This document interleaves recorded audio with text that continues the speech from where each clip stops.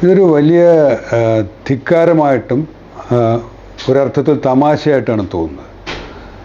കേരളത്തിലെ മെഡിക്കൽ കോളേജിലെ ഡോക്ടർമാർ പ്രതികരിക്കരുതെന്ന് പറഞ്ഞു കഴിഞ്ഞാൽ അത് കേരളത്തിലെ ആരോഗ്യ രംഗത്തെ നിശബ്ദമാക്കാനുള്ള ശ്രമമായിട്ടാണ് കാണുന്നത്. ഗവൺമെൻറ് ഭീരുത്വമാണ്. കേരളത്തിലെ മെഡിക്കൽ ഡോക്ടർമാർ അല്ലെങ്കിൽ നഴ്സുമാർ ഇവരെന്തെങ്കിലും പറഞ്ഞ കാരണം സർക്കാരുകളൊന്നും പറഞ്ഞിട്ടില്ലല്ലോ. അല്ലെങ്കിൽ അവർ ശമ്പളത്തിന് വേണ്ടിയിട്ടോ അലവൻസിന് വേണ്ടിയിട്ടോ എന്തെങ്കിലും പ്രസ്ഥാനം ഇറക്കിയിട്ടുണ്ടോ? ചട്ടലംഘനം എന്നൊക്കെയാണ് പറയുന്നത്. ഇപ്പോൾ അവർ അസംബ്ലിയിൽ കമ്പ്യൂട്ടർ പൊട്ടിച്ചെറിഞ്ഞണക്കോ മേശ അടിച്ചൊടിച്ചണക്കോ അതിൻ്റെ പുറത്ത് മുണ്ട് മടക്കി കുത്തി നടന്നതൊക്കെ പോലെ ചെയ്താൽ പോലും ഈ സർക്കാരിന് ധാർമ്മിക അവകാശമില്ല, ചട്ടലംഘനമാണെന്ന് പറയാനുണ്ട്. കാരണം അത് ചെയ്തവരാണ് ഇപ്പോൾ ഭരിക്കുന്നത്. അപ്പോൾ ഡോക്ടർമാർ പൊതുജനങ്ങൾക്ക് വേണ്ടിയിട്ട് അവരുടെ ആരോഗ്യ വിഷയങ്ങൾക്ക് വേണ്ടിയിട്ട് മനുഷ്യർ മരിക്കാതിരിക്കാൻ വേണ്ടിയിട്ട് കാര്യങ്ങൾ പറയുമ്പോൾ അത് ചട്ടലംഘനമാണ്, അവർ വായടയ്ക്കണമെന്ന് പറഞ്ഞു കഴിഞ്ഞാൽ ഇത് ചെറിയ ഭാഷ പറഞ്ഞത് വിവരക്കേടാണ്. ഞാൻ വളരെ അറിഞ്ഞു തന്നെ പറയുന്ന വാക്കാണത്. കാരണം ഇവിടെ കേരളത്തിൽ പോലീസിന് സംഘടന ഉണ്ടാക്കിയ പാർട്ടിയാണ് ഈ പറയുന്നത്. ഇപ്പോൾ ഒരു തരത്തിലും പ്രചരിച്ചുകൂടാത്തൊരു വാർത്ത തെറ്റായി ആരെങ്കിലും പറഞ്ഞാൽ അത് മനസ്സിലാക്കാം, അത് കേരളത്തിലെ ആരോഗ്യരംഗത്തെ ബാധിക്കും. ഇതൊന്നൊന്നുമല്ല വിഷയം.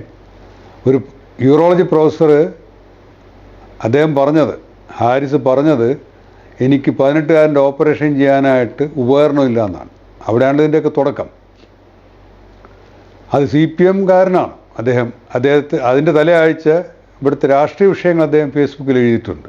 ഒരു സർക്കാർ ഉദ്യോഗസ്ഥൻ ഒരു കാരണവശാലും ചെയ്തുകൂടാത്തതാണ്, അത് ചട്ടലംഘനമാണ്.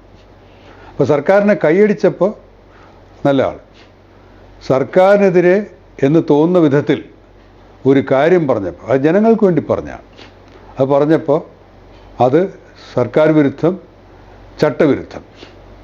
ഇത് ഭയങ്കര ഭീരുത്വമാണ്.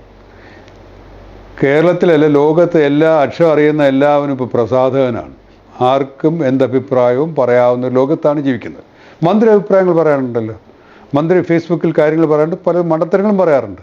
മണ്ടത്തരം ആർക്കും പറ്റും, കാരണം അവർ ആരോഗ്യ വിദഗ്ധയല്ല, അവർ കഴിവുള്ള സ്ത്രീയാണ്, തിരഞ്ഞെടുക്കപ്പെട്ട വനിതയാണ്. അവർ എല്ലാ കാര്യത്തിലും അവർ നമ്മൾ ബഹുമാനത്തോടെ സംസാരിക്കുക പോലും ആരോഗ്യമന്ത്രി എന്ന നിലയ്ക്ക് മണ്ടത്തരങ്ങൾ എഴുതാറുണ്ട്. ഇപ്പോഴും ഫേസ്ബുക്കിലുണ്ട് അവരെഴുതിയത്. അത് ആരോഗ്യരംഗത്ത് പ്രശ്നങ്ങളുണ്ടാക്കാം. ഏറ്റവും അവസാനമൊക്കെ എഴുതിയൊരു കണക്കുണ്ട്, ഇവിടുത്തെ ഒരുപാട് സ്ഥാപനങ്ങൾ തുടങ്ങിയെന്ന്. ഇവിടുത്തെ സ്ഥാപനങ്ങളുടെ പേര് കേന്ദ്ര പദ്ധതി പ്രകാരം മാറ്റിയിട്ട് സ്ഥാപനം തുടങ്ങിയെന്ന് പറയുന്നുണ്ട്. അത് കേൾക്കുമ്പോൾ കേരള ജനങ്ങൾ വിചാരിക്കും ആയിരക്കണക്കിന് പുതിയ സ്ഥാപനങ്ങൾ ഉണ്ടാക്കി നമുക്ക് എല്ലാവർക്കും സർക്കാർ ആശുപത്രിയിൽ പോകാമെന്ന്. സർക്കാർ ആശുപത്രി തന്നെയാണ് പോകേണ്ടത്.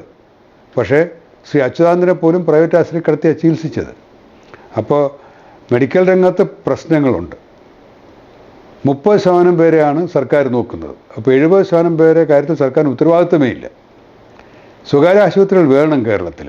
കാരണം സർക്കാരില്ലാത്തടത്ത് സ്വകാര്യ മേഖല സഹായിക്കേണ്ടി വരും.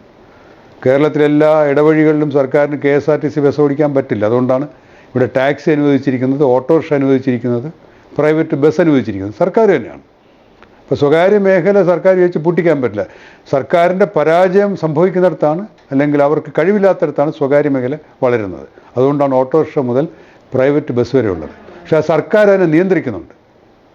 സർക്കാർ റെഗുലേഷൻസ് ഉണ്ട്. പ്രൈവറ്റ് ബസ്സുകാരനോ ഓട്ടോറിക്ഷക്കാരനോ സ്വന്തം തീരുമാനമായിട്ട് കൂലി ഇത്രയാണെന്ന് പ്രഖ്യാപിക്കാൻ പറ്റില്ല. അത് ഗവൺമെൻറ് പറയും ടിക്കറ്റ് നിരക്ക് ഇത്രയാണ്, അല്ലെങ്കിൽ കിലോമീറ്റർ നിരക്ക് ഇത്രയാണ്. അവിടെയാണ് ഗവൺമെൻറ് റോള്. അല്ല എല്ലാ രംഗത്തും ഗവൺമെൻറ് പ്രൈവറ്റ് മേഖലയോട് മത്സരിച്ച് കാര്യങ്ങൾ നടത്താൻ വിചാരിച്ച അബദ്ധമാണ്, അറിവുകേടാണ്. പിന്നെ ഈ ഗവൺമെൻറ് ആ അഭിപ്രായം ഇല്ലെന്നാണ് ഞാൻ മനസ്സിലാക്കുന്നത്. കാരണം ഇപ്പോൾ പ്രൈവറ്റ് യൂണിവേഴ്സിറ്റി തന്നെ തുടങ്ങാനായിട്ട് തീരുമാനിച്ചിരിക്കുകയാണ്. അതിൻ്റെ പിന്നിൽ വേറെ താല്പര്യങ്ങളുണ്ടെന്ന് പറയുമ്പോൾ പോലും ഗവൺമെൻറ് പ്രഖ്യാപിത നയമാണ് സ്വകാര്യ മേഖലയെ പ്രോത്സാഹിപ്പിക്കുക എന്ന്. അപ്പോൾ അത് നമ്മളാരും എതിരല്ല. പക്ഷേ സ്വകാര്യ മേഖല നിയന്ത്രിക്കപ്പെടേണ്ടതുണ്ട്. ഇന്ത്യക്ക് പുറത്തുള്ള കമ്പനികൾ, ആരോഗ്യവുമായി ബന്ധമില്ലാത്ത കമ്പനികൾ, അവരുടെ ഡൈവേഴ്സിഫിക്കേഷൻ്റെ ഭാഗമായിട്ട് ലാഭം കൊയ്യാൻ പറ്റുന്ന മേഖലയായിട്ട് കേരളത്തിൻ്റെ ആരോഗ്യരംഗത്തെ കണ്ടിട്ട് ഇവിടെ വന്നിട്ട് ആശുപത്രികൾ വാങ്ങിക്കൂട്ടുമ്പോൾ സർക്കാർ കണ്ണടച്ചിരിക്കുകയാണ്. അതിനകത്ത് സർക്കാരോ അല്ലെങ്കിൽ CPMൻ്റെ ബന്ധങ്ങളോ നമുക്കറിയില്ല. പക്ഷേ അത് യാഥാർത്ഥ്യമാണ്. ഇവിടുത്തെ സാധാരണക്കാരനും പോയി പണം കൊടുത്തെങ്കിലും അല്ലെങ്കിൽ കടം വാങ്ങിച്ചെങ്കിലും അല്ലെങ്കിൽ ഭൂമി വിറ്റെങ്കിലും കെട്ടുതാലി വിറ്റ് വരെ ചികിത്സിക്കാവുന്ന സ്വകാര്യ ആശുപത്രികൾ ഉണ്ടായിരുന്ന കേരളത്തിൽ ഈ സ്വകാര്യ ആശുപത്രികൾ നമുക്കറിയാത്ത ഏതോ മുതലാളിമാർ വാങ്ങിച്ചു കൂട്ടുകയാണ് ഇന്ത്യക്ക് പുറത്തുള്ള. സർക്കാർ കണ്ണടച്ചിരിക്കുകയാണ്. പിന്നെ മുഖ്യമന്ത്രിക്ക് അസമരം അമേരിക്കയിൽ പോവും. ശ്രീ അച്യുതാനന്ദൻ മൃതപ്രായനാകുമ്പോൾ പ്രൈവറ്റ് ആശുപത്രി കൊണ്ട് കിടത്തും. എൻ്റെ നാട്ടുകാരോട് പറയും കേരളത്തിലെ സർക്കാർ ആശുപത്രികളെല്ലാം സുസജ്ജമാണ്, അവിടേക്ക് പോയിക്കോളാൻ.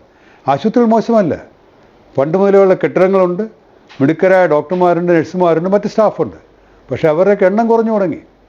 ഗ്യാസ്ട്രോ എൻട്രോളജി എന്ന് പറയുന്ന വിഭാഗത്തിൽ 13 ഒഴിവുകളുണ്ട്, നികത്തപ്പെടാതെ കിടക്കുകയാണ്. പാവപ്പെട്ടവന് ഉദരരോഗം വന്നാൽ നോക്കാൻ ആളില്ലാത്ത അവസ്ഥയിലേക്ക് വന്നിരിക്കുകയാണ്. ഉള്ള ഡോക്ടർമാർ രാജിവെച്ച് പോവുകയാണ്, അല്ലെങ്കിൽ വേറെ മേഖലയിൽ പോവുകയാണ്.